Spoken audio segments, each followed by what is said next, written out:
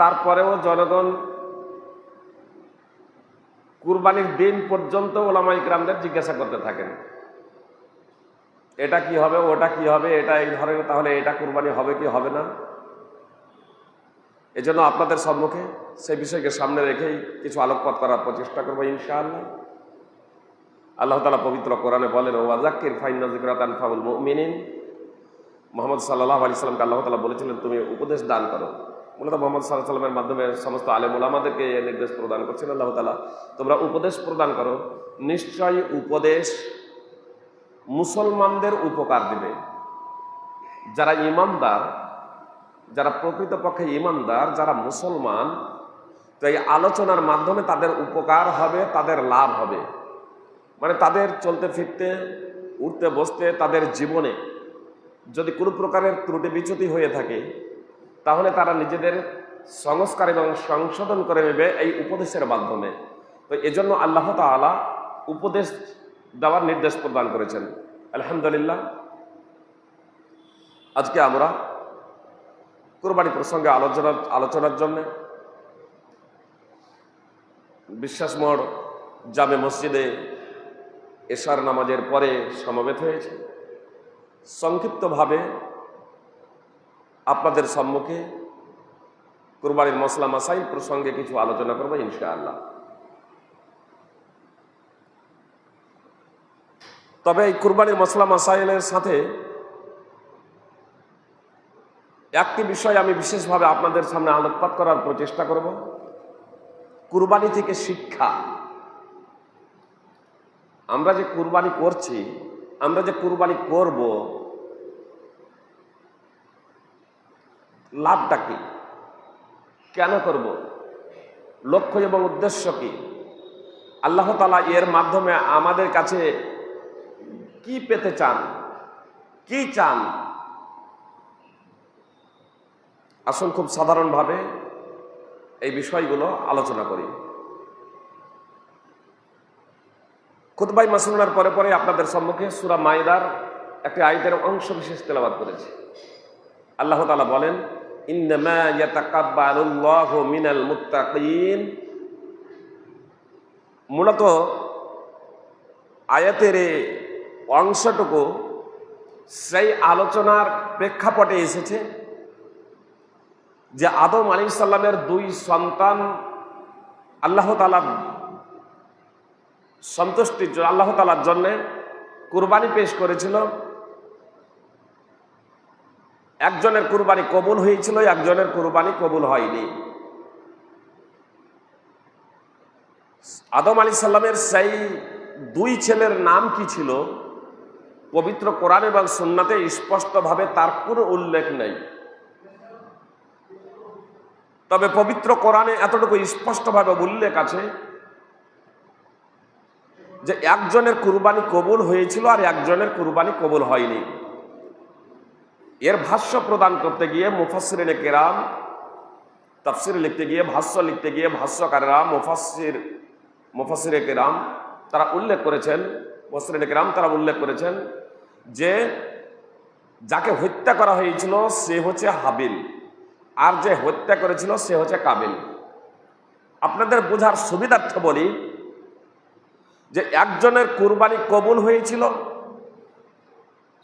তার নাম হাবিল, আর একজনের কুরবানি কবুল হয়নি, তার নাম কাবিল।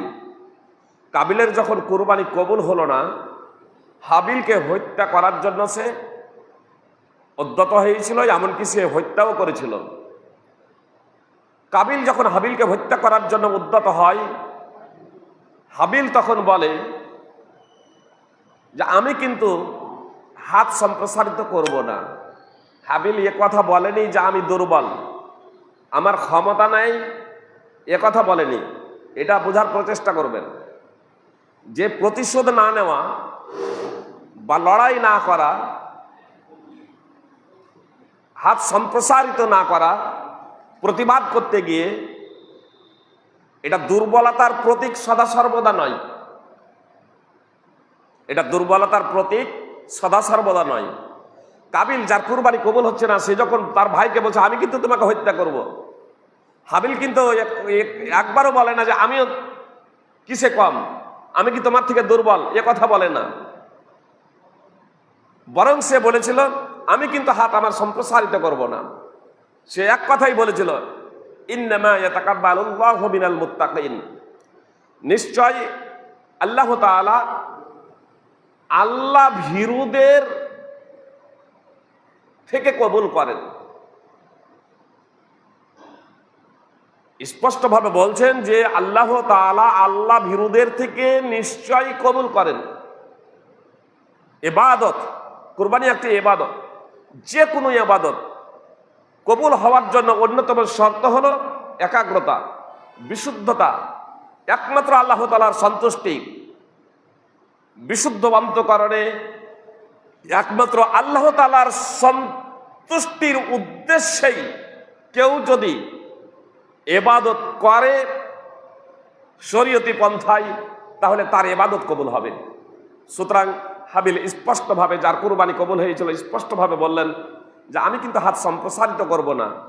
আর নিশ্চয় আল্লাহ তাআলা কুরবানি কবুল করেন, ইবাদত কবুল করেন আল্লাহ ভীরুদের জন্য, যারা আল্লাহ তাআলার বিধিনিষেধ মেনে চলে তাদের। ইন্নামা ইয়াতাকাব্বালুল্লাহু মিনাল মুত্তাকিন। এ থেকে মূলত শিক্ষা, শিক্ষা যে প্রতিবাদ বা প্রতিশোধ গ্রহণ করা থেকে বিরত থাকা সদা সর্বদা দুর্বলতার পরিচয় নয়।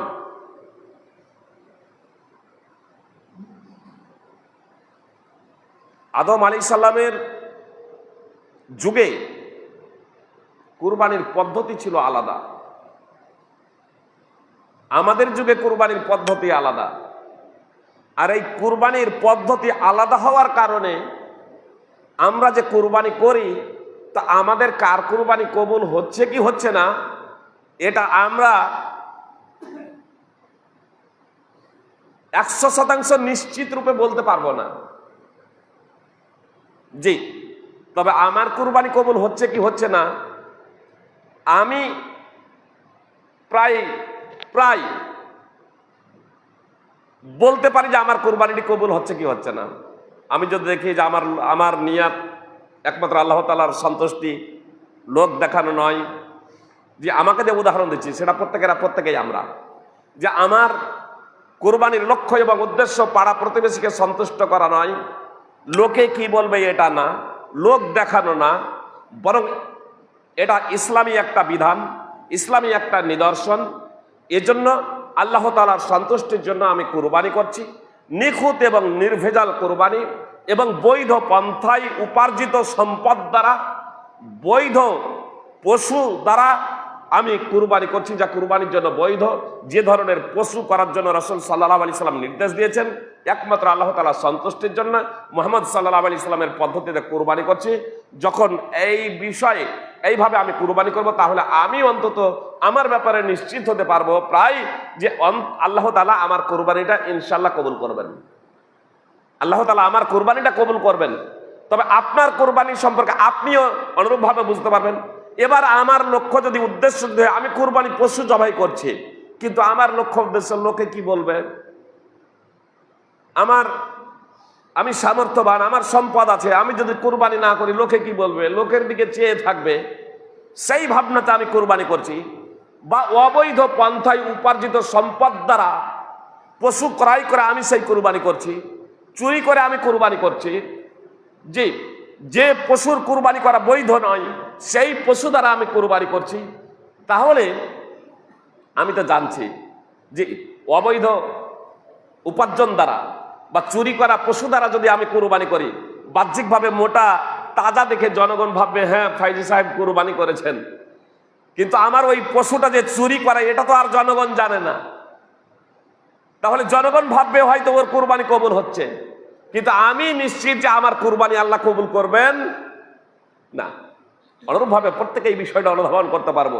জি, তবে আদম আলাইহিস সালামের যুগে যে কুরবানি হতো সেই কুরবানি সম্পর্কে সবাই বুঝতে পারতো যে কার কুরবানি কবুল হচ্ছে আর কার কুরবানি কবুল হচ্ছে না। কেন? তখনকার কুরবানির পদ্ধতি ছিল আলাদা, খোলা আকাশের নিচে কুরবানি পেশ করা হতো। যার কুরবানি আল্লাহ কবুল করতেন, আল্লাহ তাআলা আকাশ থেকে আগুন প্রেরণ করতেন, আর সেই আগুনে সেই কুরবানিটাকে পুড়িয়ে ভস্ম করে দিত। এটা কুরবানি কবুল হওয়ার ছিল বাহ্যিক নিদর্শন। এ নিদর্শনের মাধ্যমে কুরবানি যখন পেশ করা হতো, তখন একে অপরের সবাই বুঝতে পারত যে কার কুরবানি আল্লাহ কবুল করলেন আর কার কুরবানি কবুল করলেন না। তাহলে নিঃসন্দেহে যার কুরবানি কবুল হয় নাই, তার নিয়তের মধ্যে কোনো গন্ডগোল ছিল। তার নিয়তের মধ্যে কোনো গন্ডগোল থাকার কারণে, বা সে যা কুরবানি পেশ করেছে তার মধ্যে দোষ ত্রুটি থাকার কারণে তার কুরবানি আল্লাহ তাআলা কবুল করেন নাই। আর যার নিয়ত খাঁটি ছিল, যা পেশ করেছে সেই বিষয়টা বিশুদ্ধ ছিল, নিখুঁত ছিল, তা আল্লাহ তাআলা তার কুরবানি কবুল করেছেন। সবাই সেটা অনুধাবন করতে পেরেছে, সবাই সেটা সচক্ষে দেখে নিয়েছেন। কিন্তু আমরা যে কুরবানি করি, এই কুরবানির কিন্তু পদ্ধতি আলাদা। কুরবানি তো ছিল আদম আলাইহিস সালামের যুগ থেকেই, যেমন সূরা মাইদার 27 নম্বর আয়াত তাফসীর সহ দ্রষ্টব্য। কিন্তু আমরা যে কুরবানি করি, এই কুরবানি পশু জবাই করি, এই পশু জবাইয়ের নীতি বা ধারা কবে থেকে? সূরা সাফফাত 37 নম্বর সূরার 102 থেকে নিয়ে 108 নম্বর আয়াত পর্যন্ত ধারাবাহিকভাবে তাফসীর সহ যদি অধ্যয়ন করেন, তাহলে এটা আমরা বুঝতে পারবো যে এই পশু কুরবানি ইব্রাহিম আলাইহিস সালামের যুগ থেকে চলে আসছে। কিন্তু ইব্রাহিম আলাইহিস সালামকে তো ডাইরেক্ট পশু কুরবানির নির্দেশ প্রদান করেন নাই আল্লাহ তাআলা। প্রথমে কুরবানি করা, পশু কুরবানি করা নির্দেশ প্রদান করেননি, বরং নিজের কলিজার টুকরা একমাত্র ইসমাইল আলাইহিস সালাম, এক তো বৃদ্ধ বয়সে পুত্র লাভ করলেন, একমাত্র পূর্ব, তখনও ইসহাকের জন্ম হয় নাই। এক বৃদ্ধ বয়সে পুত্র সন্তান লাভ করলেন, সেই অবস্থায় সন্তানের মায়া মমতা কতটা হতে পারে একজন পিতার, সেটা আমরা খুব ভালোভাবে বুঝতে পারছি। জি, তো সেই ইব্রাহিম আলাইহিস সালাম পুত্র লাভ করার পরে সেই পুত্র যখন ভালোভাবে চলাফেরা করতে যখন শিখলো, সেই পুত্রকে কুরবানি করার নির্দেশ প্রদান করলেন আল্লাহ তাআলা। আর সেই ছেলের কাছে ইব্রাহিম আলাইহিস সালাম যখন স্বপ্নের কথা বললেন, সেই ছেলেও প্রস্তুত হয়ে গেল। জি, মিনার মাঠে উপস্থিত যারা হজে গিয়েছেন তারা এসব দৃশ্যগুলো দেখেছেন। তিনটা আপনার জামরা, আপনার আমাদের দেশে প্রচলিত আছে ছোট শয়তান, মেজো শয়তান, বড় শয়তান। বড় শয়তান, মেজো শয়তান, ছোট শয়তান। 10 তারিখ কুরবানির দিন, বড় হজের দিন, আপনার জামরায়ে আকবা বড় শয়তানকে 7টি কঙ্কর মারা হয়, আর তারপরে কুরবানি করা হয়। 7টি কঙ্কর, যে কাবলি চলার সমপরিমাণ 7টি কঙ্কর মারা হয় বড় জামরাকে। আমাদের বাংলা ভাষায় যাকে সাধারণত আমরা বলে থাকি বড় শয়তান।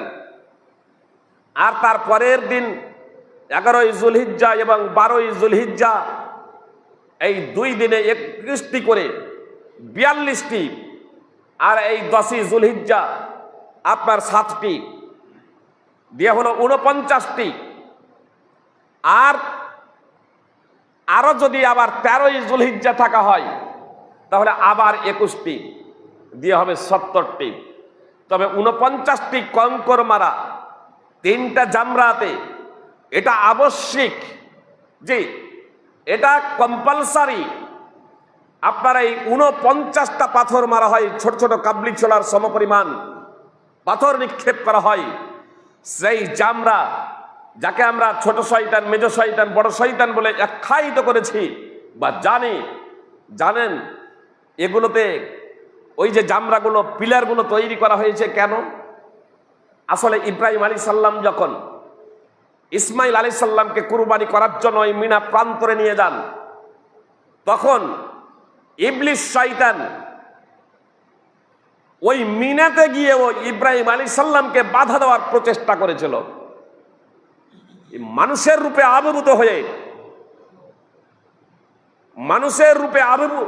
আবির্ভূত হয়ে সে যখন ইব্রাহিম আলাইহিস সালামকে বাধা প্রদান করে যে নিজের কলিজার টুকরা একমাত্র পুত্র সন্তানকে কুরবানি করো না, আমাদেরও জীবনে চলতে গিয়ে নানা ধরনের দুনিয়াবি পার্থিব মায়া মমতা আল্লাহ তাআলার পথে বাধা হয়ে দাঁড়ায় না, যে আমরা সেটা অনুধাবন করতে পারছি। যে মসজিদ তৈরি বলুন, মাদ্রাসা তৈরি বলুন, দিনের পথে খরচের ব্যাপারে বলুন, দরজায় মিসকিন ফকির আসলে, কেউ অসহায় দরিদ্র নিঃস্ব ব্যক্তি তার অসহায়তা, দারিদ্রতা, গরিবী নিয়ে আমাদের সম্মুখে উপস্থিত হলে আমরা এই পার্থিব মায়া মমতা, ধন সম্পদের মায়া মমতার কারণে অনেক সময় অনেকেই দিতে কুণ্ঠাবোধ করি, আবার অনেকেই স্বতঃস্ফূর্তভাবে আলহামদুলিল্লাহ দুনিয়ার মায়া মমতাকে বিসর্জন দিয়ে দিনকে প্রাধান্য দান করো, তো নিজে না খেয়ে অন্যকে আমরা প্রাধান্য দিয়ে থাকি। এমনও ব্যক্তি রয়েছেন অনেকেই। কিন্তু কেউ কেউ ওই শয়তানের প্ররোচনায় পড়ে দুনিয়ার মায়া মমতা, প্রেম প্রীতি, সন্তান সন্ততির ভালোবাসা, প্রেম প্রীতিকে প্রাধান্য দিতে গিয়ে আমরা আল্লাহ তাআলার দ্বীনের পথে খরচ করার বিষয়ে একেবারে কৃপণ হয়ে যাই। তো ইব্রাহিম আলাইহিস সালামকে শয়তান মানুষের রূপে আবির্ভূত হয়ে 3টি জায়গাতে বাধা প্রদান করেছিল। সেই সময় ইবলিসকে ইব্রাহিম আলাইহিস সালাম ডাইরেক্ট পাথর নিক্ষেপ করেছিলেন 7টি করে। জি, ইবনে আব্বাস রাদিয়াল্লাহু তাআলা আনহু বলছেন যে পাথর মেরেছিলেন ইবলিসকে ইব্রাহিম আলাইহিস সালাম, সেই প্রতিবিম্ব। আজকে কিন্তু সেখানে কিন্তু ইবলিস শয়তান দাঁড়িয়ে নাই, তারপরেও প্রত্যেক হাজিকে মারতে হয় পাথর। সেই ইতিহাসকে স্মরণ করার লক্ষ্য এবং উদ্দেশ্যে আজকে শয়তান সেখানে নেই যে শয়তান তোমার আমরা দাসত্ব করব না। আর এজন্য অনেক ওখানে যখন পৌঁছে যায়, কেউ চপ্পল পর্যন্ত ছুটতে শুরু করে দেয়। আসলে চপ্পল ছুটতে হবে এমনটি না, বড় বড় পাথর কেউ ছুটতে শুরু করে দেয়, সেগুলো করতে হবে এমনটি না, কাবলি চলার সমপরিমাণ পাথর এটা। তো ইব্রাহিম আলাইহিস সালাম তো ডাইরেক্ট শয়তানকে প্রহার করেছিলেন। আর আজকে আমরা প্রতিবিম্ব সেই ইতিহাসটাকে স্মরণ করার লক্ষ্য এবং উদ্দেশ্যে এটাকে সুন্নতে মুহাম্মাদী হিসেবে মুহাম্মদ সাল্লাল্লাহু আলাইহি সাল্লামের উম্মতের সুন্নাহ হিসেবে মুহাম্মদ সাল্লাল্লাহু আলাইহি সাল্লামের উম্মতের মধ্যেও এ সুন্নাহকে লাগু করে দেওয়া হয়েছে, আলহামদুলিল্লাহ। তো ইব্রাহিম আলাইহিস সালাম তখনও কিন্তু জানতেন না যে আমার পুত্র কুরবানি হবেন না। শয়তানকে 7টি করে 21টি পাথর মেরেছিলেন 3টি জায়গাতে। শয়তান দুর্বৃত্ত হলো, এবার নিজের ছেলেকে শুইয়ে দিয়েছেন। তখন ইসমাইল আলাইহিস সালাম তার পিতাকে বলছেন, ইয়া আবাতি ইন্নাহু লাইসা লি সাওবুন তুকাফফিনুনি ফীহি গায়রু, হে আমার পিতা, নিশ্চয় আমার এই কাপড় ছাড়া অন্য কোনো আর কাপড় নেই যাতে আপনি আমাকে কাফন দেবেন। আমাকে তো আপনি কুরবানি করবেন। পুত্রও জানছেন যে এবার আমি কুরবানি হয়ে যাচ্ছি আল্লাহ তাআলার পথে, পিতাও জানছেন এবার আমি কুরবানি করছি। শুইয়ে দিয়েছেন। ইসমাইল আলাইহিস সালামের উপরে ইসমাইল আলাইহিস সালাম একটা সাদা কুর্তা পরেছিলেন, জামা পরেছিলেন। ইসমাইল আলাইহিস সালাম বললেন, আব্বাজান, আমাকে এখন আপনি কুরবানি করবেন, কুরবানির পরে তো আমাকে কাফন দেবেন, কিন্তু কাফন দেওয়ার জন্য তো কোনো কাপড় নেই। তো আমি যে কাপড়টা পরে আছি ফাকলা, আমি যে কাপড়টা পরে আছি এই আমার কাপড়টাকে আপনি খুলে নিন, হাত্তা তুকাফফিনানি ফি, যাতে এই কাপড় দিয়ে কুরবানির পরে আমাকে কাফন দিতে পারেন। ফাআলাজাহু লিয়াখলা, ইব্রাহিম আলাইহিস সালাম এবার ইসমাইল আলাইহিস সালামের শরীর থেকে, দেহ থেকে কাপড় খোলার জন্য পর্যবেক্ষণ করছেন। ফানুদিয়াহু মিন খালফিহি আইয়া ইব্রাহিম কাদ সাদ্দাক্তা রোয়া। আর এহেন সময়ে ইব্রাহিম আলাইহিস সালামের পশ্চাৎ থেকে একটা আওয়াজ এলো, পিছন থেকে আওয়াজ এলো, হে ইব্রাহিম, তুমি স্বপ্নকে বাস্তবে রূপ দিয়েছো, স্বপ্নকে তুমি বাস্তবে রূপ দিয়েছো।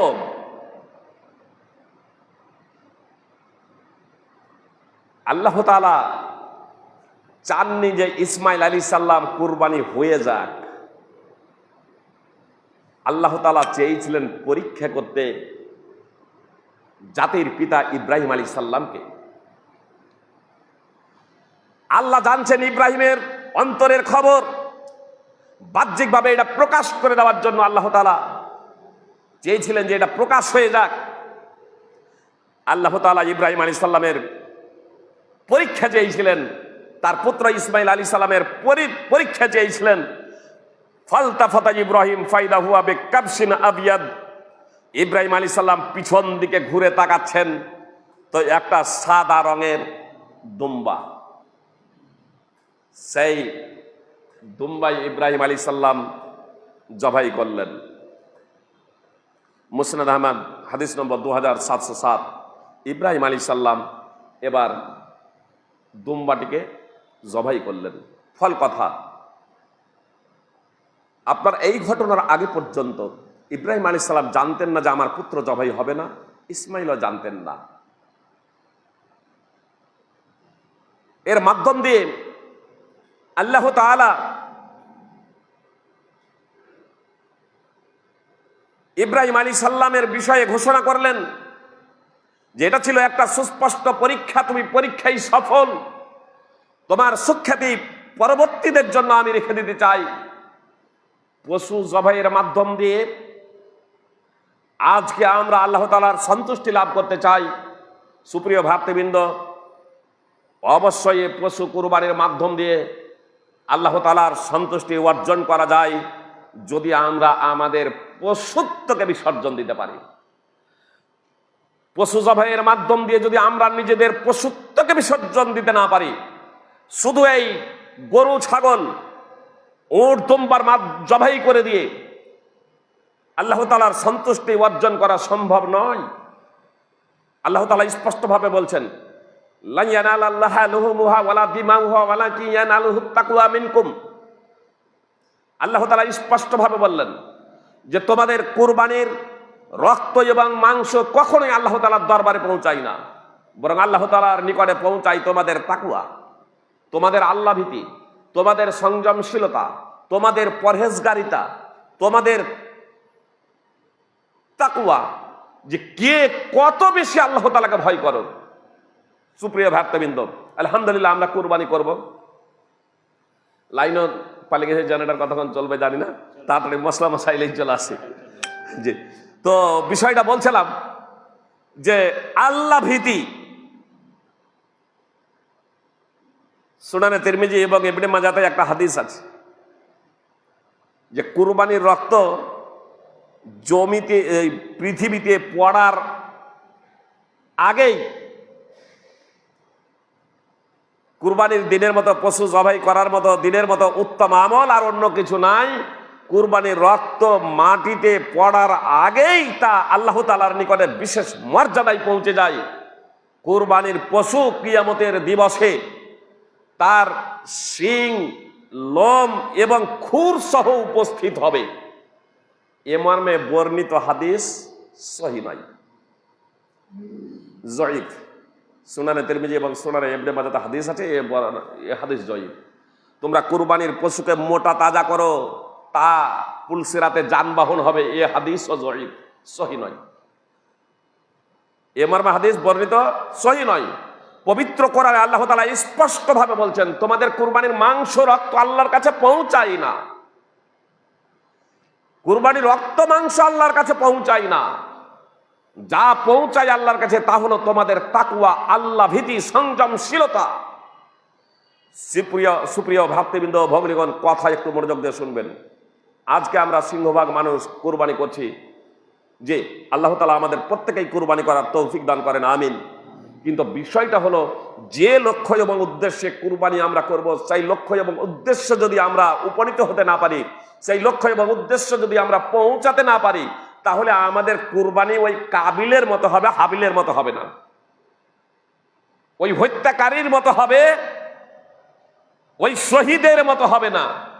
জি, মানে এ তো কুরবানি তো হওয়া চাই একমাত্র আল্লাহ তাআলার সন্তুষ্টির জন্য, একমাত্র আল্লাহ তাআলার সন্তুষ্টির জন্য। জি, কুরবানি হলো সুন্নাত। কেউ কেউ বলেছেন সামর্থ্যবানদের জন্য ওয়াজিব। জি, নামাজ যেমন ফরজ, রোজা যেমন ফরজ, হজ যেমন ফরজ, যাকাত যেমন ফরজ, এগুলোর নিচে হলো কুরবানির মান ও মর্যাদা। জি, আমার বলার লক্ষ্য এবং উদ্দেশ্য হলো, আমার উপরে যাকাত ফরজ হয়ে গেছে, আমি যাকাত আদায় করি না। হজ ফরজ হয়ে গেছে, হজ করি না। রোজা ফরজ হয়ে গেছে, রোজা রাখি না। আপনার নামাজ ফরজ হয়ে গেছে, তারপরেও আমি নামাজ পড়ি না 5 ওয়াক্তের, আমি কুরবানি করছি। এটা কি তাকওয়ার পরিচয়? এটা কি আল্লাহ ভীতির পরিচয়? এটা কি সংযমশীলতার পরিচয়? এটা কি সংযমশীলতার পরিচয়? আমি কুরবানি করতে নিষেধ করছি এমনটি না। আমার কুরবানি কবুল হচ্ছে কি হচ্ছে না, আপনার কুরবানি কবুল হচ্ছে কি হচ্ছে না, আপনি একটু মূল্যায়ন করবেন না? আপনি তো দৈনিক পশু খাচ্ছেন, প্রায় আপনি দৈনিক গরু ছাগলের মাংস কিনে খাচ্ছেন। ঘটা করে বৎসরে একবার গরু এবং ছাগল করার কি প্রয়োজন? লক্ষ্য এবং উদ্দেশ্য যে আমরা নিজেদের পশুত্ব স্বভাবকে বিসর্জন দিয়ে, যেমন ইব্রাহিম আলাইহিস সালাম আল্লাহ তাআলার পথে নিজের কলিজার টুকরা কুরবানি করতে দ্বিধাবোধ করেননি। আমাদের যদি আল্লাহ নির্দেশ দিতেন তা আমরাও বাস্তবায়ন করতাম। আর তাই যদি হয় তাহলে একজন কুরবানি দাতা 5 ওয়াক্তের নামাজ পড়বে না, এটা হতে পারে না। এজন্য অতীত যা হয়েছে আপনাদের কাছে আমার বিনীত অনুরোধ, যারা অনলাইনেও যারা বক্তব্য শুনছেন, সুপ্রিয় ভাই এবং বোন, আপনাদের কাছে আমার বিনীত অনুরোধ, কুরবানি করুন, নিয়তের পরিবর্তন করুন এবং নিজের সংস্কার এবং সংশোধন করে নিন। নিজের মধ্যে যে পশুত্ব স্বভাব আছে সেই পশুত্ব স্বভাবকে বিসর্জন দিন। এই পশুত্ব স্বভাবকে বিসর্জন দেওয়ার খুব সহজ পদ্ধতি, কোরআন এবং সুন্নাতে যা করার জন্য আল্লাহ এবং তার রাসূল সাল্লাল্লাহু আলাইহি সাল্লাম নির্দেশ দিয়েছেন তা আমরা সাধ্য মতো করব, আর যা থেকে নিষেধ করেছেন তা আমরা সাধ্য মতো বিরত হয়ে যাব। যা নিষেধ তা আমরা করব না, আর যা করার আদেশ দিয়েছেন, যা কম্পালসারি তা অবশ্যই করব। যা সুন্নাত, যা নফল, যা না করলে পাপ হবে না, সেগুলোর বিষয়ে আমরা সাধ্যমতো করার প্রচেষ্টা করব। এই হলো তাকওয়ার সাধারণ নিদর্শন। অতএব আসুন আমরা কুরবানি একমাত্র আল্লাহ তাআলার সন্তুষ্টির জন্য যাতে করতে পারি, তার জন্য আমরা নিজেদের সংস্কার এবং সংশোধন করার জন্য সর্বাত্মক প্রচেষ্টা চালাবো ইনশাআল্লাহ। কুরবানি কিছু মসলা মাসাইল সাধারণভাবে আপনাদের সামনে ব্যক্ত করি। আপনার কুরবানির পশু হচ্ছে 4 প্রকার: উট, গরু,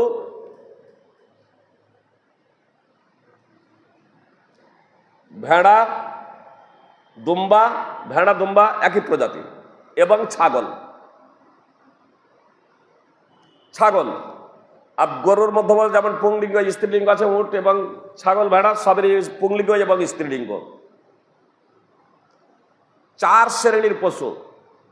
আপনার ভেড়া যেমন দুম্বার অন্তর্ভুক্ত, অনুরূপভাবে মহিষ উটের এই মহিষ গরুর অন্তর্ভুক্ত। তবে ভেড়ার ব্যাপারে স্পষ্ট হাদিসই আছে, দুম্বার ব্যাপারে স্পষ্ট হাদিসই আছে, কিন্তু মহিষের ব্যাপারে সুস্পষ্ট হাদিস নেই। এজন্য যদি আমাদের গরু অ্যাভেলেবেল থাকে তাহলে আমরা মহিষের দিকে যাব না, বরং একটু এড়িয়ে যাওয়াই ভালো। তাহলে যেসব জায়গাতে আপনার গরু নেই, যেহেতু মহিষ গরুর অন্তর্ভুক্ত, কুরবানি করতে পারেন, ইনশাআল্লাহ কোনো সমস্যা হবে না। তাহলে গরু, উট, গরু এবং দুম্বা এবং ছাগল, এই 4 প্রকার পশু কুরবানির জন্য প্রযোজ্য। ছাগল এবং দুম্বা এতে ভাগাভাগি চলে না, জেনে রাখবেন। ছাগল এবং দুম্বা এতে ভাগাভাগি চলে না। আমি একটা ছাগল কুরবানি করব, আমরা আপোষে 2 ভাই, উদাহরণ দিয়ে বোঝাই আপনাদের বুঝতে সুবিধা হবে। আমরা আপোষে 2 ভাই একই বাউন্ডারের ভিতরে থাকি, কিন্তু হাঁড়ি আলাদা, ইনকাম সোর্স আলাদা, রান্না বান্না আলাদা। তো একটা ছাগল 2 ভাইয়ে মিলে দিতে পারি না, যদিও একটা বাউন্ডারের ভিতরে থাকি। বুঝতে পেরেছেন? তার কারণ ইনকাম সোর্স এবং হাঁড়ি আলাদা। যদি এমনটি হতো যে আমি বড় আমি বড় ইনকাম সোর্স, একই জায়গায় রান্না বান্না সমস্ত কিছু এক জায়গাতে, আলাদা না, আমার অধীনে থাকে, তাহলে আমি যখন কুরবানি দিতাম তাহলে আমার পরিবারের অন্তর্ভুক্ত হয়ে যেত আমার অধীনে থাকলে। বুঝতে পেরেছেন বিষয়টা? কিন্তু যখন রান্না আলাদা, হাঁড়ি আলাদা, তখন হবে না। তাহলে আমি যখন কুরবানি দেব, তো আমার একটা ছাগল বা একটা দুম্বা আমার পক্ষ থেকে, একটা গরু হোক, একটা ছাগল হোক, একটা উট হোক, একটা দুম্বা হোক, প্রত্যেকটা পশু আমি যখন কুরবানি করব আমার পক্ষ থেকে এবং আমার পরিবারের পক্ষ থেকে তা যথেষ্ট হবে। জি, তার পরিবারের সদস্য সংখ্যা যতই হোক না কেন। এখানে বিষয়টা আরো স্পষ্ট করে দিই। মনে করুন আমার পরিবারের ছেলে আছে, আমি হলাম বাবা, আমার ছেলেরা আমার সাথেই একই হাঁড়িতে খাবার খায়, তারা যা ইনকাম করে সেই ইনকাম আমার কাছেই জমা হয়, ইনকাম সোর্স আমাদের একটা জায়গায় একত্রিত হয় এবং আমাদের রান্না বান্না খাওয়া দাওয়া সমস্ত কিছু একটা জায়গা থেকে হয়। তো যেহেতু এটা একত্রিত, বুঝতে পেরেছেন, এটা যৌথ ফ্যামিলি, এটা একান্নবর্তী পরিবার হওয়ার কারণে আমি যদি কুরবানি দিই আমার ছেলে মেয়ে, সমস্ত ছেলে মেয়ের পক্ষ থেকে, আমার পুরো পরিবারের পক্ষ থেকে এটা যথেষ্ট। এমনকি আমার পিতামাতা বৃদ্ধা হয়ে যাওয়ার কারণে তারাও যদি আমার অধীনে খায়, মানে আমার হাঁড়িতে খায়, আমার পরিবারের সাথে অন্তর্ভুক্ত খাবার দাবারের বিষয়ে, সমস্ত বিষয়ে, তাহলে সে আমার পিতামাতা আমার পরিবারের অন্তর্ভুক্ত হয়ে যাবে। ফলে আমি যখন কোরবানি করব আমার পিতামাতাকে অন্তর্ভুক্ত করবে, কিন্তু আমি কোরবানি করছি বাবা হিসেবে, পিতার হাঁড়ি আলাদা। এমনকি আমার ছেলেরা যা আছে ছেলেদের হাঁড়ি আলাদা, তাদের রান্না বান্না আলাদা, তাদের ইনকাম সোর্স আলাদা।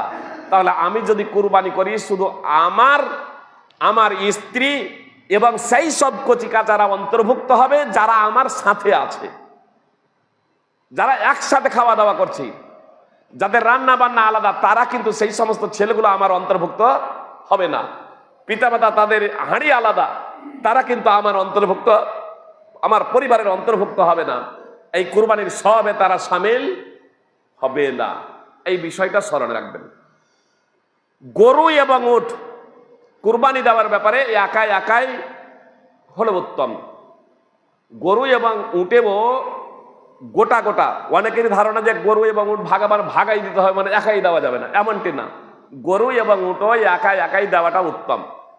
যখন আমরা উট এবং গরু সবগুলো, উট গরু এগুলোকে একাই গোটা দেবো, তখন উট মানে যাতে জনগণের উপকার বেশি হবে, তাহলে উটের মাংস বেশি, তাহলে নিজে খাবো, অন্যকে খাওয়াবো। নবী সাল্লাল্লাহু আলাইহি সাল্লাম বলছেন, কুলু ওয়া আতইমু ওয়াদাখিরু, খাওয়াও, জমা করে রাখো। উটের মাংস বেশি, তাহলে স্বাভাবিকভাবে উটের মাংস বেশি, এর দ্বারা জনগণ উপকৃত হয় বেশি। এজন্য আমি যদি একটা উট কুরবানি করি তাহলে এটা সব থেকে উত্তম। তারপরে গোটা যখন একটা গরু দেবো তখন এটা উত্তম, তারপরে দুম্বা, তারপরে ছাগল। যখন আমরা ভাগে দেব উট এবং গরু, তখন এই ভাগে দেওয়া থেকে আপনার গোটা দুম্বা, ভেড়া কিংবা ছাগল গোটা দেওয়া উত্তম। তবে কেউ যদি ভাগে কুরবানি দিব মনে করেন, উট এবং গরুতে ভাগে কুরবানি দিতে পারেন, এটাও শরীয়ত সম্মত। উটে সর্বোচ্চ 10 জন, আর গরুতে সর্বোচ্চ 7 জন। এর অর্থ 2 জন বা 3 জনে মিলে যদি একটা গরু কুরবানি দিব মনে করেন, দিতে পারেন। এর জন্য 7 জন হওয়া জরুরি নয়, মানে এটা সর্বোচ্চ। উট যদি 2 জন 3 জনে মিলে দিব মনে করেন, দিতে পারেন। এর জন্য 7টা ভাগ করতে হবে এমনটি না। আপনার 2 জনও সমান ভাগ করে নিতে পারেন, 3 জনও সমান ভাগ করে নিতে পারেন। এক কথায় সর্বোচ্চ 7 গরুতে, উটে সর্বোচ্চ 10। একটা ভাগা উট এবং গরুর একটা ভাগা, একটা ছাগলের স্থলাভিষিক্ত। আর আপনারা অবগত আছেন, যেমন আবু আইয়ুব আনসারী রাদিয়াল্লাহু তাআলা আনহু সূত্রে বর্ণিত হাদিসে স্পষ্টভাবে রয়েছে, সুনানে তিরমিজি হাদিস নম্বর 1505 এবং সুনানে ইবনে মাজাহ হাদিস নম্বর 3147, যে একটা ছাগল একজন ব্যক্তি এবং তার পুরো পরিবারের পক্ষ থেকে যথেষ্ট। হানাফিদের নিকটে একটা ছাগল একজন ব্যক্তির পক্ষ থেকে হবে, পুরো পরিবারের পক্ষ থেকে যথেষ্ট না। মুল্লা আলী কারি হানাফি মেরকাতুল মাফাতিতে লিখছেন যে এই হাদিস হানাফিদের বিপদে ফেলে দিয়েছে। আরে বিপদের কোনো প্রশ্নই নেই, মাযহাব ছেড়ে দিয়ে, গোড়ামি ছেড়ে দিয়ে হাদিস মেনে নিলেই হলো। হাদিস তো আমাদের মানতে হবে, কোরআন এবং হাদিস। জি, ফল কথা, একটা ছাগল এবং দুম্বা একজন ব্যক্তি এবং একজন পুরো পরিবারের পক্ষ থেকে যথেষ্ট। এখন কথা হচ্ছে যে একটা ভাগা, একটা ছাগলের স্থল অভিষিক্ত, এ প্রসঙ্গে আপনার উট যে 10টি ছাগলের স্থল অভিষিক্ত, এ প্রসঙ্গে সহিহ বুখারী সহ বিভিন্ন হাদিস গ্রন্থে স্পষ্ট হাদিসই আছে। এজন্য ওলামায়ে কেরাম, শেখ ইবনে বাজ, শেখ ওসাইমিন সহ সৌদি আরবের ফতোয়া কমিটির মুফতিগণ, ফতোয়া লাজনা দায়েমা ইবনে বাজ সহ সৌদি ফতোয়া কমিটির মুফতিগণ এবং শেখ ওসাইমিন মাজমু ওয়া রাসায়েল, যে ইবনে ওসাইমিন রাহিমাহুল্লাহ লিখছেন যে একটা ভাগা, যেহেতু একটা ছাগলের স্থলাভিষিক্ত, একটা ভাগা একজন ব্যক্তি এবং তার পুরো পরিবারের পক্ষ থেকে যথেষ্ট হবে। অর্থাৎ একটা গরু এবং একটা উটের সপ্তমাংশ, 7 ভাগের 1 ভাগ একজন ব্যক্তি এবং তার পরিবারের পক্ষ থেকে যথেষ্ট হবে। মানে আমি একটা ভাগা দিচ্ছি মনে করুন, তাহলে আমি যখন একটা ভাগা দেব নিজের পক্ষ থেকে এবং নিজের পরিবারের জন্য সওয়াবের নিয়ত করব, ইনশাআল্লাহ তা যথেষ্ট হবে। যেমন সৌদি ফতোয়া কমিটির মুফতিগণ শেখ ইবনে বাজ, শেখ ওসাইমিন, আব্দুল্লাহ ইবনে গুদিয়ান প্রমুখ মুফতিগণ বলেছেন। আল্লাহু আ'লাম। একটা বিষয় এখানে স্পষ্ট করে দেই যে আমরা যারা কুরবানি করছি, কুরবানির মাংস বা কুরবানির চামড়া বা কুরবানির কোনো কিছু বিক্রয় করে নিজের অধীনে নিয়ে আসবো না। মানে কুরবানির মাংস তো বিক্রি করাই যাবে না।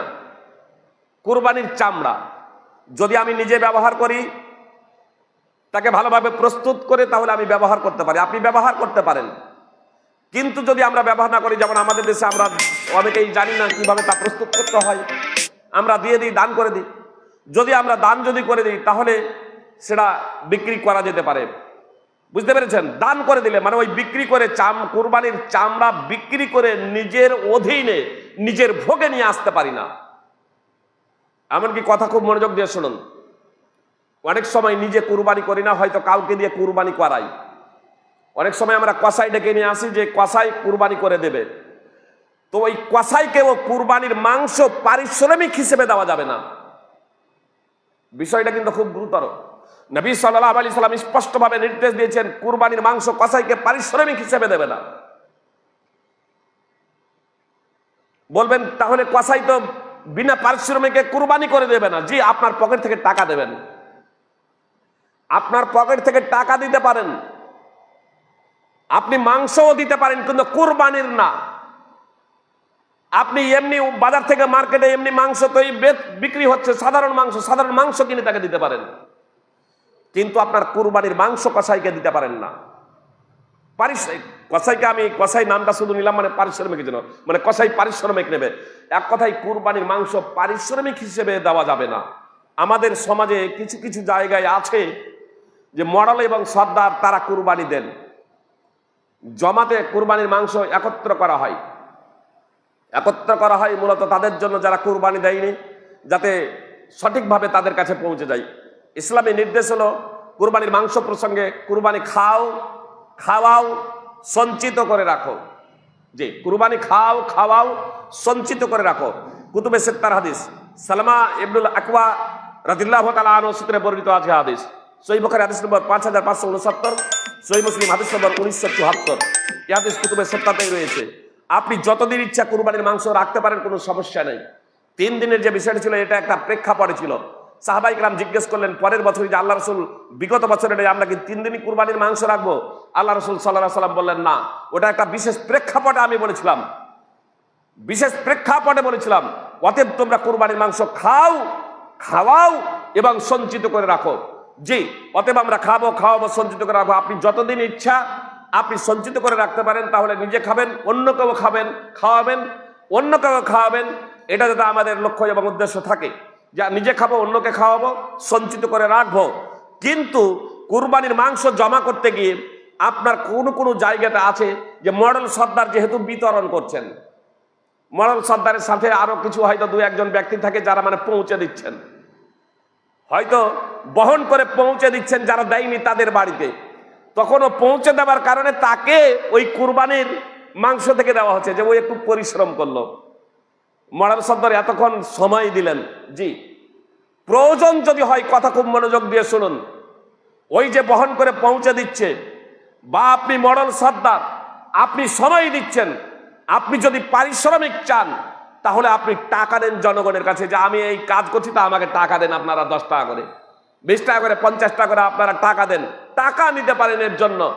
কিন্তু কুরবানির মাংস না, যেখানে কুরবানির মাংস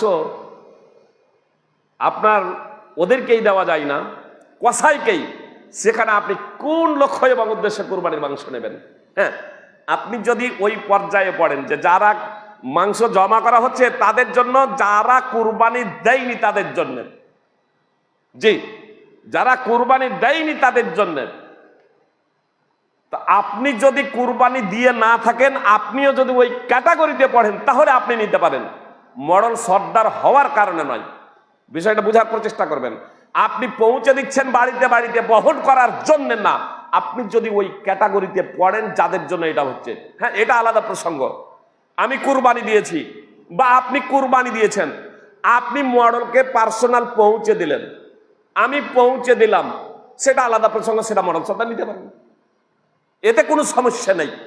কিন্তু যেটা সেই সমস্ত ব্যক্তিদের জন্য, অভাবী, দুস্থ, গরিব ব্যক্তিদের জন্য, যারা কুরবানি দেয়নি, তাদের জন্য যে মাংস একত্রিত করা হচ্ছে, আর সেই মাংস থেকে কেউ কেউ ভাগ বসাচ্ছেন, যারা কুরবানি দিয়েছেন তারাও আপনার সবাই দিচ্ছেন বলে, এটা বৈধ না।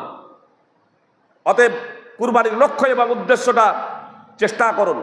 আর আমি তো বলবো যে কুরবানির লক্ষ্য এবং উদ্দেশ্য, কুরবানির লক্ষ্য এবং উদ্দেশ্য একমাত্র আল্লাহ তাআলার সন্তুষ্টি কামনা করা। অতএব যদি এই পরিশ্রম করতে যে নেতৃত্ব আপনারা দেন, প্রয়োজন হলে পৌঁছে দেওয়ার জন্য, যে প্রয়োজন হলে আপনার বিতরণের জন্য, পরিশ্রমের জন্য, প্রয়োজন হলে আপনার তোলাবা আলেমদেরকেই করুন। যুবক ভাইরা আছেন যারা নামাজি, আমার দৃঢ় বিশ্বাস এই যুবক ভাইদেরকে ওই কাজের জন্য আপনারা তাদেরকে দায়িত্ব দিন, আপনারা শুধু নেতৃত্ব দিন, ইনশাল্লাহ তারা ফ্রি সময় দেবেন, তারা ফ্রি সময় দিবেন লিল্লাহিয়াত, আল্লাহ তাআলার সন্তুষ্টির জন্য। অতএব সুন্নতি পদ্ধতিতে কোরবানি করার প্রচেষ্টা করেন। সুপ্রিয় ভ্রাতৃবৃন্দ, কুরবানি প্রসঙ্গে আলোচনা আগে বক্তব্যের মাধ্যমে না আগে, বরং আপনাদের প্রশ্নের মাধ্যম দিয়ে এই বিষয়টাকে আমি আজকের আলোচনা সমাপ্ত করতে চাচ্ছি, যে প্রশ্নের মাধ্যমে আপনারা প্রশ্ন করুন। এই কুরবানি প্রসঙ্গে আপনাদের যা মনে দ্বিধাদ্বন্দ্ব রয়েছে তা প্রশ্ন করবেন, ইনশাল্লাহ আমি জবাব দেওয়ার প্রচেষ্টা করব। তবে একটি হাদিসের প্রসঙ্গে শুধু বলে দিই, 4 ধরনের দোষযুক্ত পশু কুরবানি করা বৈধ নয়। আল বারা বিন আযিব রাদিয়াল্লাহু তাআলা আনহু সূত্রে বর্ণিত, যে পশু, কোনো পশুতে যদি 4 ধরনের দোষের মধ্যে কোনো দোষ থেকে থাকে, তাহলে সেই পশুর কুরবানি বৈধ না। কুরবানির পশু তো শুনলেন, ওট, গরু, দুম্বা, ছাগল, এগুলোর মধ্যেও যদি 4 ধরনের দোষের মধ্যে কোনো দোষ থেকে থাকে, তাহলে সেই পশুর কুরবানি বৈধ না। নবী সাল্লাল্লাহু আলাইহি সাল্লাম বলেছেন, অন্ধ, যার অন্ধত্ব সুস্পষ্ট, অর্থাৎ পূর্ণ অন্ধ, হালকা দেখছে বা একটা চোখ কানা আছে বা টেরা আছে, কোনো সমস্যা নেই, কুরবানি হয়ে যাবে ইনশাল্লাহ। অন্ধ, যার অন্ধত্ব সুস্পষ্ট, অর্থাৎ দেখতেই পাই না, এই ধরনের পশু কুরবানি করা বৈধ না। রুগ্ন, যার রুগ্নতা স্পষ্ট, অসুস্থ, যার রোগ একেবারে সুস্পষ্ট, এই ধরনের পশু কুরবানি করা বৈধ নয়। ল্যাংড়া, যার খোড়া, যার খোড়ামি, যার ল্যাংড়ামি সুস্পষ্ট, এই ধরনের পশু কুরবানি না। সুতরাং আলী রাদিয়াল্লাহু তাআলা আনহুকে জিজ্ঞেস করা হচ্ছে, এমন ল্যাংড়া পশু প্রসঙ্গে যে পশুটা কুরবানি গাহ পর্যন্ত, যেখানে জবাই করা হবে সেই পর্যন্ত হেঁটে যেতে পারবে, কিন্তু ল্যাংড়াচ্ছে। আলী রাদিয়াল্লাহু তাআলা আনহু বলেন কোনো সমস্যা নেই। আর মুহাম্মদ সাল্লাল্লাহু আলাইহি সাল্লামের ভাষা হচ্ছে এমন ল্যাংড়া যার ল্যাংড়ামি খোড়ামি সুস্পষ্ট, মানে তার ল্যাংড়ামির কারণে, তার খোড়ামির কারণে সে চলতে পারে না। তো এই ধরনের পশু কুরবানি করা বৈধ নয়। তাহলে একান্ত যদি ল্যাংড়ায় তাহলে কোনো সমস্যা নেই। এমন দুর্বল যে পশুটা বার্ধক্য জনিত কারণে একবারে শুকিয়ে কাঠ হয়ে গেছে, হাড়ের মজ্জা শুকিয়ে গেছে, একবারে কঙ্কাল সার হয়ে গেছে, মানে তার শরীরে মাংস নেই, একবারে হাড়গুলো সব বেরিয়ে গেছে। এই ধরনের দুর্বল, এই ধরনের পাতলা পশু কুরবানির জন্য বৈধ নয়। এই 4 শ্রেণীর দোষ যুক্ত পশু কুরবানির জন্য বৈধ নয়। এই হাদিসটি যখন আল বারা বিন আযিব রাদিয়াল্লাহু তাআলা আনহু বর্ণনা করছেন, তো উবাইদ বিন ফাইরুজ বিখ্যাত তাবী আল বারা বিন আযিব থেকে এই হাদিসটি শুনছিলেন। তিনি তখন বলছেন যে আমি কিন্তু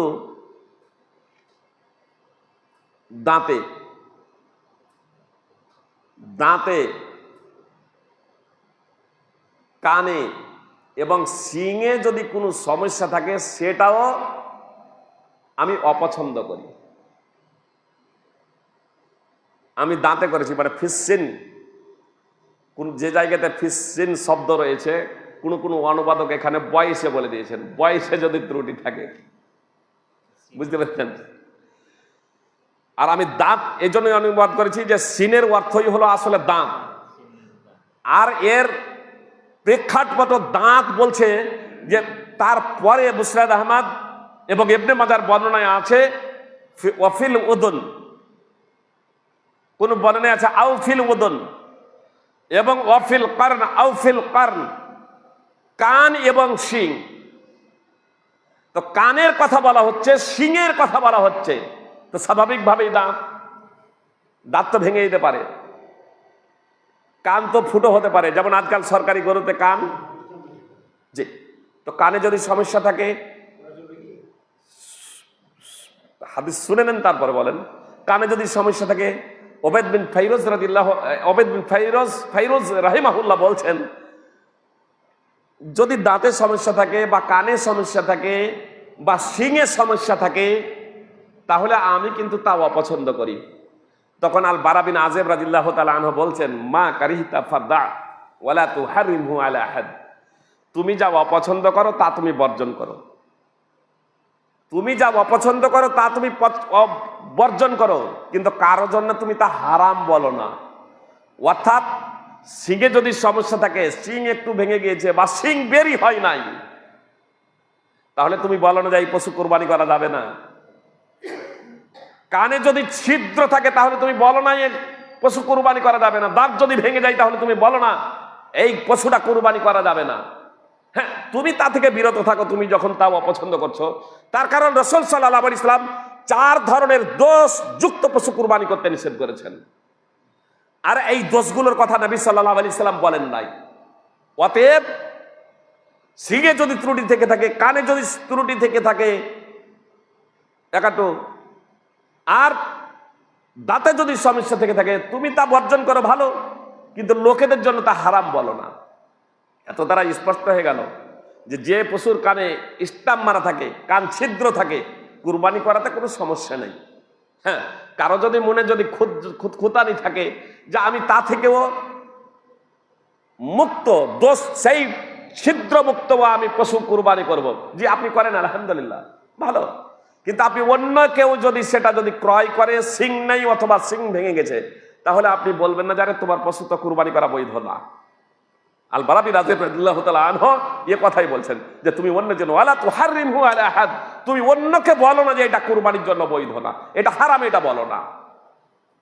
তাহলে আমরা জানতে পারলাম 4 ধরনের দোষ যদি কোনো পশুতে থেকে থাকে, তাহলে সেই পশু কুরবানির জন্য বৈধ নয়। সুনানে আবি দাউদ, সুনানে ইবনে মাজাহ, মুসনাদ আহমদে হাদিস রয়েছে। বলেন।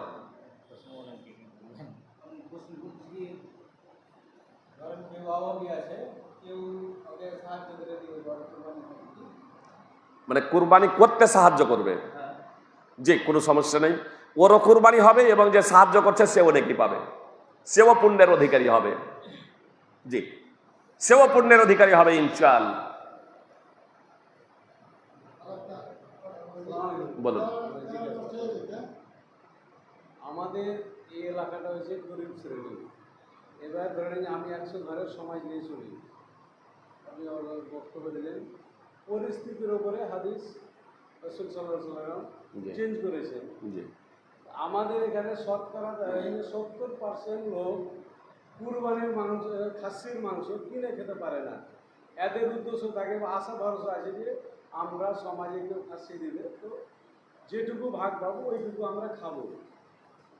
প্রায় 60 থেকে 70% মানুষ খাসির মাংস কিনে খায় না আর কি, হয়তো 30 বা 40% মানুষ কিনে খেতে পারে। এইবার দেখা গেল যেমন রাসূল সাল্লাল্লাহু আলাইহি ওয়াসাল্লাম বলেছেন যে সময়ের পর পরিস্থিতির হাদিস চেঞ্জ হয়েছে, তো এরা কি খেতে পাবে না সমাজের কাছ থেকে মাংসটা নিয়ে? যারা দেয়নি হ্যাঁ, পাবে না কেন? নিষিদ্ধ কোথাও করা হয়নি। গরু দিয়েছি, খাসি দেয়নি। বিষয়টা খুব ভালোভাবে শুনুন। ওরা গরু দিয়েছে যেটা বলছেন, যে খাসি দিয়েছে তাকেও দেওয়া যায়,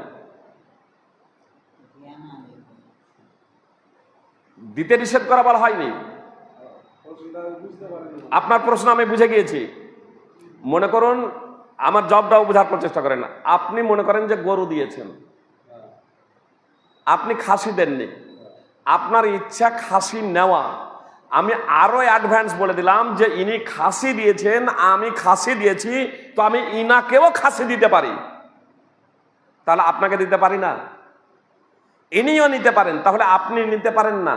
আমি যখন দেব তখন ইনিও নিতে পারেন, যাকে ইনাকে দিচ্ছি ইনিও নিতে পারেন, আপনাকে দিচ্ছি আপনিও নিতে পারেন। এটা আমি নিষেধ করিনি। বিষয়টা বলুন। এক জায়গায় জমাত হচ্ছে, গরু দিয়েছে, খাসি দিয়েছে, এক জায়গায় জমা হয়ে আবার সবাই মিলে ভাগ করে নিচ্ছে, দিয়ে সবাই মিলে ভাগ করে আবার 80 ধরনের 100 ঘরের জমাত। এবার মাত্র 20টা লোক বা 15টা লোক খাসি দিল, এবার বাকি 85টা দিতে পারলো না। এবার ওই খাসির মাংসটা আমরা কিছু পরিমাণে নিয়ে জমায়েত করলাম এক জায়গায়। এবার যারা কুরবানি দেয়নি বা গরু দিয়েছে, আপনার বিষয়টা বলছি, তারাকে বন্টন করা আপনাকে যাবে না, যাবে না। মাংস যখন আপনারা একত্রিত যখন করবেন, মনে করুন খাসির মাংস একত্রিত করলেন, বুঝতে পেরেছেন? কার জন্য একত্রিত করছেন? যারা দেয়নি তাদের জন্য। আপনি তাদেরকে পুরোটাই দিয়ে দেন, কোনো সমস্যা নেই। কিন্তু যখন আমিও ওই জায়গাতে জমা করলাম, বুঝতে পেরেছেন, আমিও ওই জায়গাতে জমা করলাম, আর তারপরে এবার হিসাব করতে গিয়ে দেখছি যারা কুরবানি দেয়নি তারা বেশি করে পেয়ে যাচ্ছে, এইবার তখন এবার ওই জায়গাতে আমারও ভাগ বসাচ্ছি, অথচ আমি দিয়েছি খাসির মাংস। কথা বোঝার প্রচেষ্টা করুন, কত জায়গাতে আছে প্রথমে দিয়ে দেওয়ার পরে। তাহলে আমি তখন নিতে পারি না। যারা দেয়নি তাদের জন্য একত্রিত করেন, এই কথাটাই তো বললাম। যারা দেয়নি তাদের জন্য একত্রিত করেন, জমা করেন, কোনো সমস্যা নেই, তাদেরকে দেন। গরু দেয়নি, আপনি বক্তব্যটা নয়, আপনি বলেছেন যে সরদার ভাগ বসিয়ে দিয়েছে, পাই না, আমি ওটা বলছি না। এবার যারা খাসি দিচ্ছে, আপনাকে বললাম তো, হয় না, আপনাকে বললাম তো যে আপনি দুটো পর্যায়ে, আপনি যারা খাসি আছে দেওয়া হয় না, দুটো বিষয়। এটা শরীয়তের নির্দেশ নয় যে যারা খাসি দেয়নি তাদেরকে খাসি দিতে হবে, যারা গরু দিয়েছে। প্রথমে এটা নির্দেশ, প্রথমে আমরা ধরবো না। ওটা তো দিন আমি কথা আপনি বুঝে গেছেন, শুনেন আমার কথাটা শুনেন। প্রথম নম্বর কথা হচ্ছে, এটা শরীয়ত নয় যে যে কুরবানি দিয়েছে তাকেও দাও। বিষয়টা বোঝার প্রচেষ্টা করেন। শরীয়তের নির্দেশ হলো খাবো, খাওয়াবো, জমা করে রাখবো, বুঝতে পেরেছেন? এটাই হলো সিস্টেম। আমি ব্যক্তিগতভাবে আমি খেলাম, খাওয়ালাম, জমা করা হবে, এটা হলো শরীয়ত। আমরা এক জায়গায় একত্রিত করলাম আমাদের বিলি বন্টনের সুবিধার্থে, বুঝতে পেরেছেন? আমাদের বিলি বন্টনের সুবিধার্থে যারা খাসি দেয়নি তাদের খাসি দিলাম, যারা গরু দেয়নি তাদের গরু দিলাম। উনি যেটা বলতে চাইছেন, উনি যেটা বলতে চাইছেন যে আমি সর্দার, আমার সর্দারের মধ্যে 50 ঘরের মধ্যে 30 ঘর দিয়েছে গরু, 20 ঘর দিয়েছে খাসি। এই 20 ঘরের খাসি মালার কাছ থেকে আমি সর্দার হিসাবে নিয়ে গিয়ে 30 ঘরকে দিতে পারি? এটা আমরা প্রথমে বলবো নাকি? এটা এটাই তো? আমার ওইটাই বক্তব্য, যারা খাসি দিয়ে তাদেরকে তো খাসি দিছি না, হ্যাঁ, যারা গরু দিয়েছে তাদেরকে দিছি না। হ্যাঁ। কিন্তু যখন উনি বললেন যে পরিস্থিতির উপর হাদিস চেঞ্জ হয়েছে রাসূল সাল্লাল্লাহু আলাইহি ওয়াসাল্লামের আমলে, তা আমাদের আপনাকে বলে প্রথমত এতটুকু বলে দিই, 75% লোক গরিব। প্রথমত এতটুকু বলে দিই, পরিস্থিতিকে না না বসেন, আপনি বসুন। পরিস্থিতিকে কেন্দ্র করে হাদিস চেঞ্জ হয়েছে যে বিষয়টা, আজকে কিন্তু আর হাদিস চেঞ্জ হবে না। প্রথমত এই ধারণাটা, ভুল ধারণা ভেঙে দেন। আজকে কিন্তু আর হাদিস চেঞ্জ হবে না। নবী সাল্লাল্লাহু আলাইহি সাল্লামের ইন্তেকালের পরে কিন্তু আর হাদিস চেঞ্জ হবে না, বুঝতে পেরেছেন? কোরআনও 3টা পর্যায়ে মদ হারাম হয়েছে, কিন্তু আজকে আর 3টা পর্যায়ে মদ হারাম হবে না, বুঝতে পেরেছেন? আজকে 3টা পর্যায়ে মদ হারাম হবে না, পরিস্থিতি অনুযায়ী তখন 3টা পর্যায়ে মদ হারাম হয়েছে। তাহলে মুহাম্মদ সাল্লাল্লাহু আলাইহি সাল্লামের ইন্তেকালের পরে কোনো কিছুই আর পরিবর্তন হবে না। প্রথমত এই বিষয়ে আমাদের ধারণা রাখতে হবে। এবার বিষয়টা আমি আপনাদেরকে স্পষ্ট করে দিলাম, যারা গরু দেয়নি, কথা মনোযোগ দিয়ে শুনবেন, যারা গরু দেয়নি তাদেরকে ছাগল দিচ্ছেন, যারা গরু দেয়নি তাদেরকে গরুর মাংস দিচ্ছেন এক জায়গায় একত্রিত করে, যারা ছাগল দেয়নি তাদেরকে এক জায়গায় একত্রিত করে ছাগল দিচ্ছেন, এটা শরীয়তের নিষেধ নয়। বিষয়টা বুঝা গেল? মানে আপনি যে বিষয়টা বলছেন এটা আপনি করতে পারেন, কোনো সমস্যা নয়। 70 জন যে ছাগল দেয়নি, আপনি জমা করলেন 70 জনকে ছাগল বিতরণ করতে পারেন, কিন্তু এটা শরীয়তের নির্দেশ, এটা আপনি ভাববেন না, আপনি করতে পারেন, কোনো সমস্যা নেই। অনুরূপভাবে যারা গরু দেয়নি, 30 ঘর যারা ছাগল দিয়েছিল, তো তাদেরকে আপনি গরু দিতে পারেন এক জায়গায় একত্রিত করে, এটা নির্দেশ নয়, তবে নিষেধ নয়, এটা আপনি করতে পারেন, কোনো সমস্যা নেই। আমরা সমাজে এটা করতে পারি, কোনো সমস্যা নেই, বুঝতে পেরেছেন? কিন্তু যারা ছাগল দিয়েছি, ছাগলের মাংস দিয়ে দিলাম, যারা দেয়নি তাদেরকে দেওয়ার জন্য, আর তারপরে আবার সেখান থেকে অংশ নিচ্ছি, এটা না জায়েজ। গরু আমি দিলাম দেওয়ার জন্য, যারা দেয়নি তাদের জন্য, তারপরে আবার সেখান থেকে আমি অংশ নিচ্ছি বন্টনকারী হিসেবে অথবা মোড়ল সর্দার হিসেবে, এটা না জায়েজ। আমি এই বিষয়টা না জায়েজ বলেছি। বিষয়টা বুঝে এসেছে না আসেনি? 70 জন ছাগলের মাংস দেয়নি, 30 জন দিয়েছে, একত্রিত করুন, আপনি দেন, কোনো অসুবিধা নেই, এটা শরীয়তের নিষেধের নাই, নির্দেশ নাই, আপনি দেন, কোনো সমস্যা নেই। অনুরূপভাবে 30 জন গরু দেয়নি, ওই 30 জন যারা গরু দিয়েছে তাদের কাছ থেকে এরকম গরু মাংস এরকম নিলেন, বুঝতে পেরেছেন?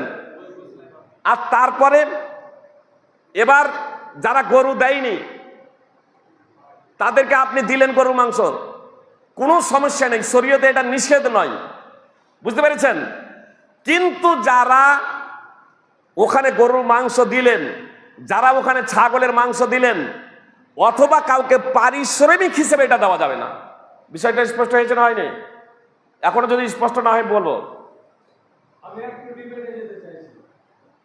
আমি বলছি আমরা রাসূল সাল্লাল্লাহু আলাইহি ওয়াসাল্লামের দিক থেকে আসছেন, উনি তো দিন প্রচার করতে গেছেন, জি, পয়সা নিয়েছেন কোন জায়গায়? যে দিন প্রচার করতে গেছেন, ইসলাম প্রচার করতে জি, গেছেন কোন জায়গায়? দিন প্রচার করতে গিয়ে কোথাও পয়সা চেয়েলেন না।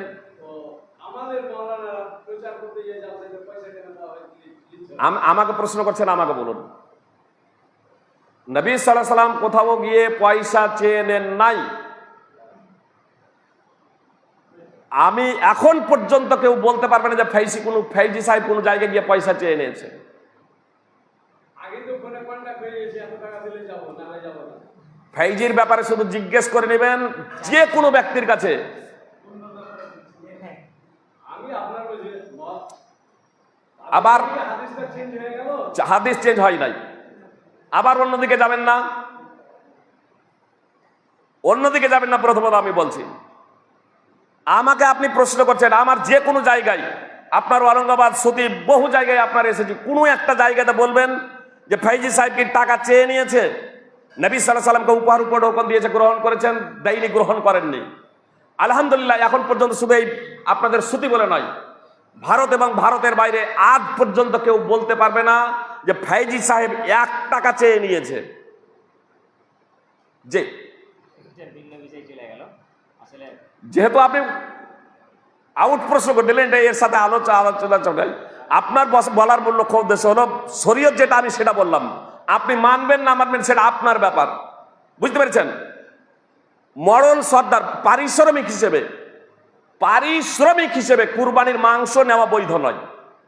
জি, আমি বললাম তো, মরল সর্দার কেউ যদি মনে করেন, যিনি এরকম বন্টন বিতরণ করছেন, তিনি যদি মনে করেন যে আমি সময় দিচ্ছি, এ সবগুলো করছি, আমি আল্লাহ তাআলার সন্তুষ্ট ও সব আছে, আমি এরকম কাজ কামাই করে বসে আছি, এর জন্য আমি পারিশ্রমিক চাই, তা আপনার কুরবানির মাংস থেকে না। আপনি বলুন না সমাজকে যে আমাকে এত টাকা লাগবে, বলুন সমাজকে যে এত টাকা লাগবে, কুরবানির মাংস না। তার কারণ কুরবানির মাংস পারিশ্রমিক দিতে নবী সাল্লাল্লাহু আলাইহি সাল্লাম নিষেধ করেছেন। আর তারপরেও আমি তো বললাম আপনাদের সুবিধার্থে, মডার্ন সর্দারদের সুবিধার্থে, আপনারা যদি লোক যদি না পান, তাহলে এরকম মসজিদের ইমামদেরকে বলবেন, মৌলানাদেরকে বলবেন, আমাদের মতো আলেমদেরকে বলবেন যে মাংসটা আপনাদের, আমরা বসে থাকি, আপনারা বন্টন করে দেন, আপনারা পৌঁছে দেন বাড়িতে। এই যুবক ভাইদেরকে আমাদেরকে বলবেন, ইনশাল্লাহ এই যুবক ভাইরা, নামাজি ভাইরা, আমার বিশ্বাস এই যুবক ভাইরা আপনার ফ্রি সময় দেবেন এই সব কাজের জন্য। বলেন।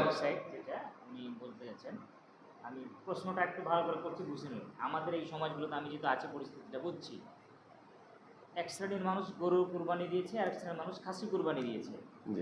উভয়েই সর্দার বা জামাতের ওখানে মাংস জমা করে।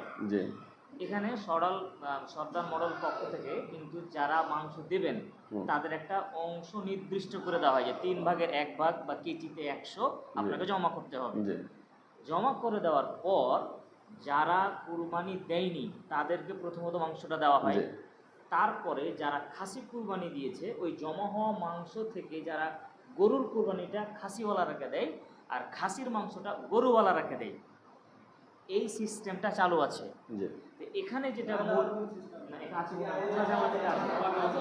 ওনার জামাতে আছে, উনি ওই প্রশ্নটাই করছেন, আপনারা বুঝতে পারছেন না, উনি এই প্রশ্নটাই করতে যাচ্ছে, তাই না? হ্যাঁ, বুঝতে পারছেন, ওনার প্রশ্নটা এখানেই যে যারা আমরা গরুর মাংস জমা করলাম, আমরা খাসিওয়ালারাকে আমাদের মাংস বন্টন করলাম, আমরা যারা খাসির মাংস দিয়েছি তারা আমরা গরুর মাংস নিলাম। ওইখানে করে কি মানে জামাতের পক্ষ থেকে গরুওয়ালারাকে খাসিওয়ালারাকে গরু দিচ্ছে, এটা একটা। আর 2 নম্বর একটা অংশ নির্দিষ্ট করে দেওয়া যে এতটা অংশ তোমাকে জমা করতে হবে, 3 ভাগের 1 ভাগ বা কেজিতে 100-200 যেটা হোক। এই দুটো মূল প্রশ্ন ওনার। আর বিষয়টা তো একটা বললাম যে যেটা নির্ধারণ করে দিচ্ছেন যে এতটা দিতে হবে, এটা শরীয়তের নির্দেশ না, এটাকে শরীয়ত মনে করার কোনো কারণ নেই। তবে সাধারণভাবে কেউ স্বতঃস্ফূর্তভাবে আপনি নির্ধারণ করে দিলেন এতটা, কেউ স্বতঃস্ফূর্তভাবে দিচ্ছে, কোনো সমস্যা নেই, নিষেধও নাই, দেওয়ার নির্দেশও নেই, মানে খাওয়াও যে বাস এতটুকু শরীয়ত সঞ্চয় করে রাখো। আর এ বিষয়টা তো উত্তর কিন্তু দিয়েছি, আপনি যারা খাসি দিয়েছে তাদেরকে গরু দেন, গরু দিয়েছে তাদেরকে খাসি দেন, যারা দেয়নি তাদেরকে গরু খাসি দুটোই দেন বা একটা দেন, কোনো সমস্যা নেই। কিন্তু আমি খাসি দিলাম বা আমি গরু দিলাম, তারপরে আমি আবার ফেরত নিচ্ছি, কতক জায়গাতে এটা আছে না নাই? আগে ছিল। এটা না জায়েজ। এটা যেমন না জায়েজ, মরল সর্দার যেটা পারিশ্রমিক হিসেবে নিচ্ছেন যে আমি এতক্ষণ ধরে বিতরণ করছি তা আমিও নেব, কত জায়গাতে এটা আছে, আপনার নেই আলহামদুলিল্লাহ, তাহলে এটা না জায়েজ। যেমন কসাইকে দেওয়া না জায়েজ, আমি তো এটা স্পষ্টভাবে বললাম যে 70 জন খাসি দেয়নি, তো আপনি তাদেরকে খাসি দিয়ে দেন, ওরা গরু দিয়েছে, কেউ গরু দিয়েছে, গরু যারা দেয়নি তাদেরকে গরু দিয়ে দেন, কোনো সমস্যা নেই। শুধু দিয়েছে কেন, আমি তো আরো এতটুকু স্পষ্ট করে দিলাম, মনে করুন আপনি খাসি দিয়েছেন, আমিও খাসি দিয়েছি, তারপরেও আপনাকেও আমি খাসি দিতে পারি, আমাকেও আপনি খাসি দিতে পারেন, কোনো সমস্যা নেই। আপনিও গরু দিয়েছেন, আমিও গরু দিয়েছি, আমি আপনাকে গরুও দিতে পারি, আপনি আমাকে গরুও দিতে পারেন, কোনো সমস্যা নেই। আমি আপনাকে খাসি দিচ্ছি, আপনি আমাকে গরু দিচ্ছেন, সাধারণভাবে কোনো সমস্যা নেই, বুঝতে পেরেছেন। কিন্তু যখন সেটা পারিশ্রমিক করব অথবা বিনিময় করব, তখন এটা অবৈধ। খাসির মাংস মনে করুন 600 টাকা কিলো, গরুর মাংস 300 টাকা কিলো, আমি আপনাকে 1 কিলো ছাগলের মাংস দিলাম, বুঝতে পেরেছেন, যে আপনি আমাকে 2 কিলো গরুর মাংস দিয়ে দেন, তখন এটা না জায়েজ। বুঝতে পারলেন না? কিন্তু সাধারণভাবে আমি আপনাকে ছাগলের মাংস দিয়ে দিলাম, আপনি আমাকে গরুর মাংস দিয়ে দিলেন, কোনো সমস্যা নেই। তাহলে ছাগলের মাংস, ছাগল যিনি কুরবানি করেছেন তাকেও যেখানে আমি দিতে পারি, শরীয়তে নিষেধ নেই, তাহলে যে দেয়নি তাকে কি দেওয়া যাবে না? কোনো আলেম কি বলেছেন দেওয়া যাবে না? এটা কখনো বলেন নাই। আলেমরা যে কথাটা বলেছেন সেটা হলো এই যে কুরবানির মাংস পারিশ্রমিক হিসেবে, কুরবানির কোনো কিছুই পারিশ্রমিক হিসেবে কাউকে দেওয়া যাবে না, এমনকি মডেল সর্দারকেও দেওয়া যাবে না। কতক জায়গাতে সমাজে আছে কুরবানির মাংস 3 ভাগ করে 1 ভাগ জমা করে দাও, দিয়ে 1 ভাগ জমা করে দিয়ে আবার ফের ওই ওখান থেকেই আবার ভাগ নিচ্ছে। তো এটা না জায়েজ, এটা তো কুকুরের বমি খাওয়ার মতো, তুমি দিয়ে দেওয়ার পরে আবার সেখান থেকে নিচ্ছ। এই বিষয়টা আমি না জায়েজ বলেছি, আলেমরাও না জায়েজ বলেছেন, আমরাও না জায়েজ বলছি। আমাদের এলাকায় কিছু সমাজ ভিত্তিক চলে, বাইরে আমরা গেছি দেখেছি সমাজ বলতে কিছু নেই। কুরবানির দিন হলো সকালবেলা বাপ বেটা গেল, বাকি ছেলে পেলে গেল, বাইরে থেকে 1 কিলো 1.5 কিলো মাংস কিনে নিয়ে চলে এলো। আমি নিজে প্রমাণ দেখেছি কুরবানির পরের দিন খেলতে গিয়ে ওই নগরে যে তোমাদের এদিকে কুরবানি দেবো, সেটা বাবা গেছিল বাইরে 1 কিলো মাংস নিয়ে এসেছে বা গরুর মাংস নিয়ে এসেছে। আমাদের এখানে যে একটা সমাজ আছে, এবার সমাজ ভিত্তিক আমাদেরকে নিয়ে চলতে হবে। এবার একজন আমার সমাজে দেখা যায় একটা গোটা গরু কিলো, আর কেউ নাই, একাই আছে। এবার কি করবে বলেন ওই গরুটা নিয়ে?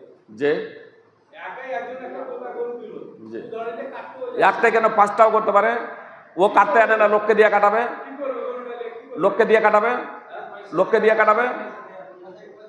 আমি গরু কুরবানি দিলাম একটা কেন, আমি 5টা গরু কুরবানি করলাম, আমি কাটতে জানি না, আমি লোককে দিয়ে কাটালাম। লোক যদি সাধারণভাবে কেটে দেবে, না হলে আমি পয়সা দিয়ে আমাকে কাটাতে হবে, পারিশ্রমিক দিতে হবে, কুরবানির মাংস দিয়ে না। আর ওই যে সমাজ নিয়ে চলছে, তারা সমাজটা কিসের জন্য বলছে? যে সমাজটা সমাজবদ্ধ যে আছে, আপনি পারিশ্রমিক বিষয়টা বুঝেন না, বুঝেন না? বুঝি পারিশ্রমিক কাকে বলে? আপনি সমাজ আছেন, সমাজ, আপনি সমাজের কথা, আপনি সমাজ যে বললেন, সমাজ সাধারণভাবে আমার কুরবানি করে দেন, কোনো সমস্যা নেই। আমাদের এখানে যদি সমাজ না হয় কোনো কাজই হবে না। বললাম তো যে সমাজ, মাদ্রাসা, কোনো মসজিদ, ইসলামিক কোনো অনুষ্ঠানই চলবে না। আপনি নিজের মতো করে শুধু বুঝছেন। সমাজ, সমাজ যদি বলেন, বললাম কুরবানির মাংস পারিশ্রমিক হিসেবে দেওয়া যাবে না। আমি ওটা পারিশ্রমিক বলছি না। ও এবার কি করবে? একজন একটা গোটা গরু দিল, ও একটাই লোক, ও জানে না কাটতে, ও কষাই না, কিছু নাই, এবার করবেটা কি? বললাম তো আপনি কসাই, তো আপনি কসাই, আপনাকে আমি ডেকে নিয়ে আসবো যে আমার কুরবানিটা করে দিন, বুঝতে পেরেছেন? কুরবানি মাংস করে দিন, আপনাকে আমি ডেকে নিয়ে আসবো। আপনি যদি সমাজ বলে সাধারণভাবে যদি দেন আলহামদুলিল্লাহ, আর যদি বলেন যে না আমি পারিশ্রমিক দেবো, তাহলে আমাকে পারিশ্রমিক দিয়ে করতে হবে, কিন্তু ওই পারিশ্রমিক স্বরূপ কুরবানির মাংস দেওয়া যাবে না। বুঝতে পারলেন না, পারলেন না? আপনার সাধারণভাবে কুরবানির মাংস দেন, কোনো সমস্যা নেই, আপনি দান করে দেন, দান আলাদা জিনিস আর পারিশ্রমিক আলাদা জিনিস। আপনি তাকে দান করতে পারেন, এটা আলাদা জিনিস, দানটা বুঝি। বুঝতে পেরেছেন? একটা জিনিস আবার এখানে শুনেন, একটা জিনিস মনে করুন, আমার 2 জন ব্যক্তি আছে, কথাটা বোঝার চেষ্টা করুন, 2 জন ব্যক্তি আছে, বুঝতে পেরেছেন? পাশাপাশি একজনের ফ্যামিলিতে 10 জন ব্যক্তি রয়েছে, একটা পরিবারে 10 জন ব্যক্তি রয়েছে, আমার প্রতিবেশী গরিব, কুরবানি দেয়নি, বুঝতে পেরেছেন? আর ও কুরবানি করতেও জানে না, কুরবানি দেয়নি, কুরবানি করতেও জানে না, 10 জন আছে একটা পরিবারে। আর একটা পরিবারে 4টা লোক আছে, কিন্তু এর গার্জেন যে বাড়ির মালিক, এ কুরবানি করতে জানে। 2 জনই আমার প্রতিবেশী, সমান দূরত্বে। যে কুরবানি করে দিয়েছে ওকে আমি দিলাম 2 কিলো মাংস, আর যে কুরবানি করে দেয়নি আমার, তাকে দিলাম 1 কিলো মাংস। তো যাকে 2 কিলো দিলাম, কিসের ভিত্তিতে দিলাম এটা বলেন তো? কুরবানি করে দিয়েছে। কিসের জন্য? এর লোক সংখ্যা হলো 10 জন, সমান দূরত্বে, একই ক্যাটাগরির, আর এ হচ্ছে এখানে 4 জন। এ পরিশ্রম করেছে বলে একে আমি দিলাম 2 কিলো, একে দিলাম 1 কিলো। কিসের ভিত্তিতে? বরং একে দেওয়া উচিত ছিল 2 কিলো বা 2.5 কিলো, যারা 10 জন আছে, আর একে দেওয়ার উচিত ছিল আমার 1 কিলো। এ আমার পরিশ্রম করেছে বলে 2 কিলো নয়, বেশি না, জি, একে প্রয়োজনে পরিশ্রম করেছে, আমি পকেট থেকে একে টাকা দেব, পকেট থেকে টাকা দেব, কুরবানির মাংস না। এবার খাওয়ার জন্য যেমন অন্যজনকে দিচ্ছি, একেও দিচ্ছি, কোনো সমস্যা নেই। এবার একেও দিচ্ছি, এবার আমার অন্য প্রতিবেশীকে দিচ্ছি, একেও দিচ্ছি, কোনো সমস্যা নাই। কিন্তু যে কুরবানি করলো তাকে দিলাম, আমি তাকে তো দেখলাম, একটু দূর থেকে এলো, তাকে দিয়ে দিলাম 2 কিলো মাংস, দূর থেকে এসেছে আমার কুরবানি করতে, তাকে দিয়ে দিলাম 2 কিলো মাংস। আর আমার প্রতিবেশী আছে জি বেশি, অথচ তাকে দিচ্ছি এরকম 500 মাংস। তাহলে এটাই অবশ্যই তো বুঝতে হবে যে এটা কিসের ভিত্তিতে আমি দিচ্ছি, 2 কিলো আর 500। একটাই কথা, আপনার কর্ম, আপনার নিয়াত আপনার উপর নির্ভরশীল। ইন্নামাল আমালু বিন্নিয়াত। আপনি যে নিয়াতে লক্ষ্য উদ্দেশ্যে এরকম কুরবানি করবেন তার প্রতিফল পাবেন।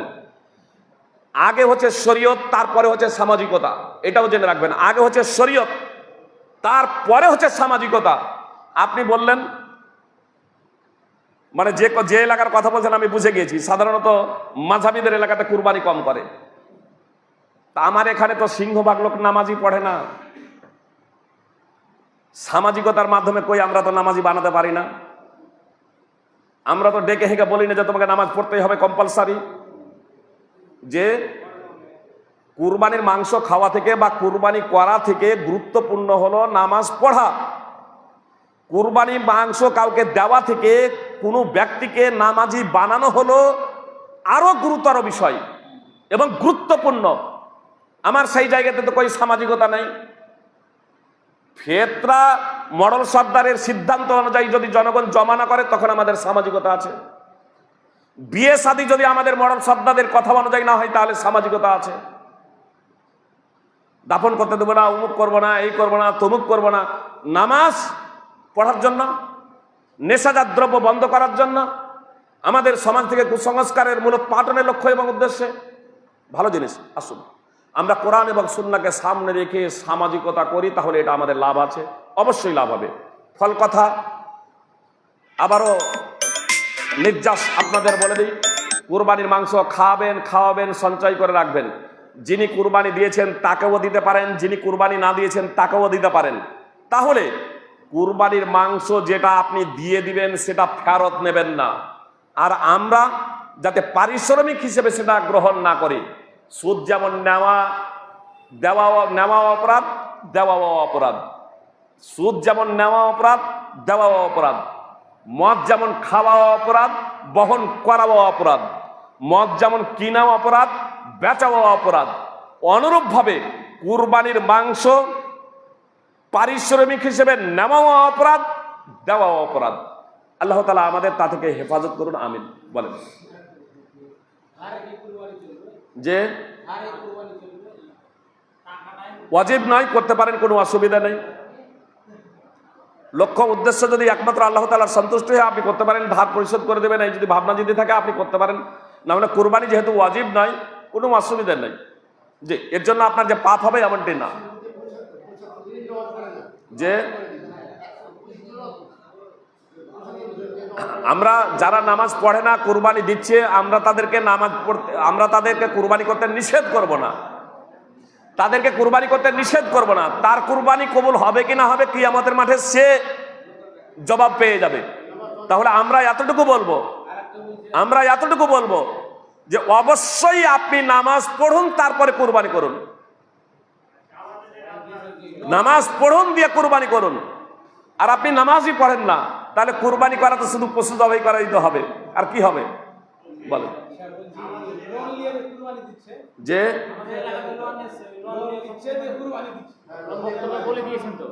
লোন সুদ, যদি সুদ যুক্ত লোন হয়, যদি সুদ মুক্ত লোন হয়, কথা শুনে রাখুন, শুনুন, যদি সুদ মুক্ত লোন হয় কোনো সমস্যা নেই। আর যদি সুদ যুক্ত লোন হয় তাহলে লোন নেওয়াই তো পাপ। কুরবানির পশুটা যে নিখুঁত খুঁজছেন, আপনাকে টাকাটাও নিখুঁত করতে হবে, আপনার উপার্জনটাও নিখুঁত হতে হবে। আপনি কুরবানির মাংস, কুরবানির পশু একদম নিখুঁত খুঁজলেন, কিন্তু আপনার টাকাটা হারামের, চুরি করা টাকা দিয়ে একবারে মোটা তাজা সম্পূর্ণ দোষ মুক্ত আপনি পশু কুরবানি করছেন, ইনশাল্লাহ আপনার কুরবানি হবে না।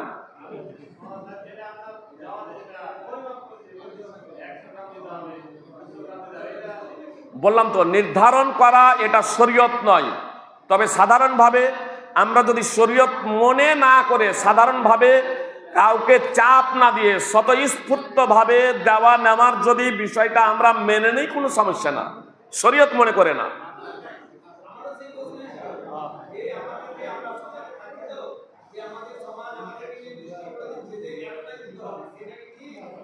বললাম তো এটা শরীয়ত নয়, শরীয়ত ভেবেও করা যাবে না। সাধারণভাবে স্বতঃস্ফূর্ত ভাবে বলা হলো, দিল, কেউ গ্রহণ দিল, সেখানে নেওয়া যায়, গ্রহণ করা যায়, কোনো সমস্যা নেই। জি,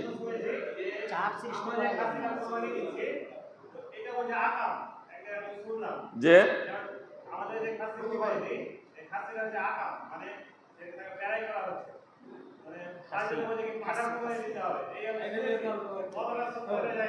আপনার পাঁঠাও কুরবানি দিতে পারেন, ষাঁড়ও কুরবানি দিতে পারেন, কোনো সমস্যা নেই। তবে খাসি বা বলদ কুরবানি দেওয়া, এই যেটা প্রায় যেটা করা হয়, এটা দোষযুক্ত নয়। জি, কোনো সমস্যা নেই, কোনো সমস্যা নেই। আপনি খাসি বা বলদ আপনি কুরবানি করতে পারেন, এটা দোষণীয় নয়, এটা শরীয়ত সম্মত। খুঁত হলো সেটাই খুঁত, যাকে শরীয়তে খুঁত বলেছে। দোষ হলো সেটাই দোষ, যাকে শরীয়ত দোষ বলেছে। আমি আপনি যাকে দোষ বলে বিবেচিত করব, বা আমি আপনি যাকে খুঁত বলে গণ্য করব, সেটা যদি শরীয়ত সমর্থিত না হয়, তাহলে সেটা গ্রহণযোগ্য নয়। এই প্রেক্ষাপটে আমি তাদের বলবো যে, কথা খুব মনোযোগ দিয়ে শুনুন। আপনার খাসি এবং বলদের ক্ষেত্রে কেউ যদি মনে করেন, কথা মনোযোগ দিয়ে শুনুন, কেউ যদি মনে করেন যে খাসি যেহেতু প্রায় করা হচ্ছে, বলদ যেহেতু প্রায় করা হচ্ছে, এজন্য খাসি বা বলদ আমি কুরবানি দিব না, এটাকে আমি অপছন্দ করছি, আপনার এটা ব্যক্তিগত ব্যাপার। আপনি তা থেকে বিরত থাকুন, আপনি পাঁঠা কুরবানি দিন, আপনি ষাঁড় কুরবানি দিন, তবে অন্যকে বলবেন না যে এটা নাজায়েজ, এটা হারাম, এটা দেওয়া চলবে না, এটা বলা যাবে না। আল বারাবি নাদেব এ কথাই বলেন, ওয়ালা তুহাররিমহু আলা আহাদ, তুমি অন্যের জন্য হারাম ঘোষণা করো না। মা কারিতা ফাদাহু, তুমি যা অপছন্দ করো তা থেকে বিরত হয়ে যাও। আল্লাহ তাআলা আমাদের প্রত্যেকে, এটাই শেষ, একটাই প্রশ্ন, এটা শেষ, বলেন।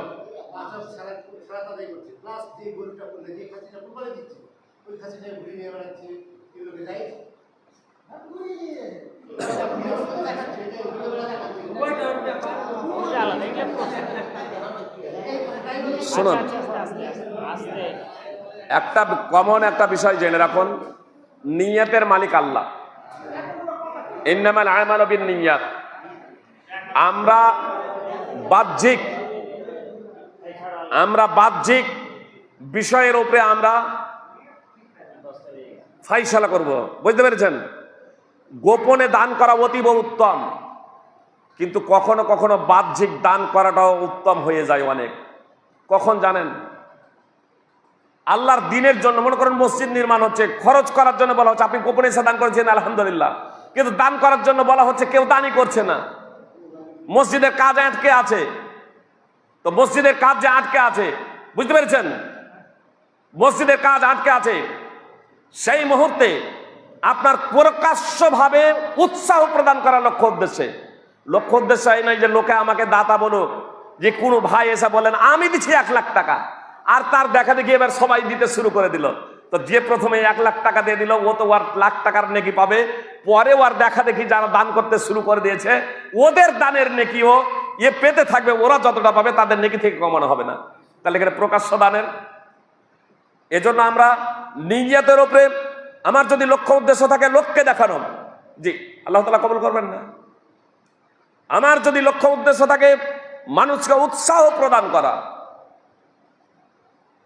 জি, আমি তাহাজ্জুদের নামাজ পড়ি বাড়িতে নির্জনে পড়বো, কিন্তু আমার লক্ষ্য উদ্দেশ্য যে আমি এইরকম মসজিদে আসছি, আমার দেখা দেখি যদি মসজিদের ইমামও যদি জাগে, আরো যদি লোকজন জাগে, কি ব্যাপার, আপনাকে প্রত্যেকদিন আজানের আগেই দেখতে পাচ্ছি, কি ব্যাপার, আমি তাহাজ্জুদের এখানে এসে নামাজ পড়ছিলাম, লোকের সন্তুষ্টি না, উৎসাহ প্রদানের লক্ষ্য উদ্দেশ্য, আলহামদুলিল্লাহ, ভালো জিনিস, কোনো সমস্যা নেই। আল্লাহ তাআলা আমাদের প্রত্যেকে একমাত্র আল্লাহ তাআলার সন্তুষ্টির জন্য কুরবানি তথা যাবতীয় ইবাদত করার তৌফিক দান করেন, আমিন। আকুলু কাওলি হাযা আস্তাগফিরুল্লাহ লি ওয়া লাকুম মিনাল মুসলিমিন। আসসালামু আলাইকুম ওয়া রাহমাতুল্লাহি ওয়া বারাকাতুহু।